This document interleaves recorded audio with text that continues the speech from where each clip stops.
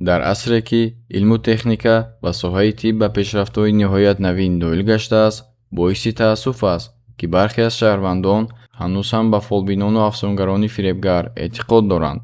маҳз ин боварии баъзе аз шаҳрвандон боис гаштааст, ки фолбинон бо ваъдаҳои пӯчу бардурӯғ аз ин ҳисоб маблағи муфт ба даст оварда рӯзгори худро пеш баранд.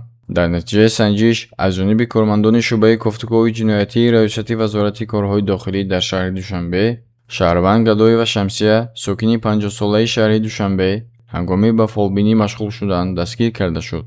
зимни санҷиш муайян гардид, ки номбурда муддати тӯлонист ба амалҳои фолбинӣ ва сеҳру ҷоду машғул гардида, ин амали нангинро ба василаи ба даст овардани манфиати молиявӣ табдил додааст. меомаданд бо ҳайзе ки кушоишон кунам, одамое ки ба сеҳру ҷоду гирифтор буданд, тозакунӣ меомаданд, тозашон мекардам, мебаровардам чизошона, сеҳру ҷодуошона, корошонда кушоиш мекардам.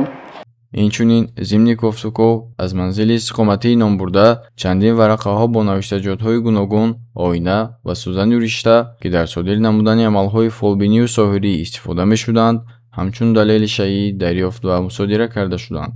вобаста ба ҳолати мазкур, нисбати Гадоева Шамсия бо моддаи 482 Кодекси ҳуқуқ вайронкунии маъмурии Ҷумҳурии Тоҷикистон протоколи маъмурӣ тартиб дода шуда, бо қарори суд нисбаташ ҷаримаи маъмурӣ ба андозаи 80 нишондиҳанда барои ҳисобҳо баробар ба 6240 сомонӣ таъин карда шуд. бори дигар аз шаҳрвандон даъват карда мешавад, ки аз рафтан ба назди фолбинон қатъиян худдорӣ намуда, ҷиҳати ошкор ва пешгирии чунин кирдорҳо бетараф набошанд.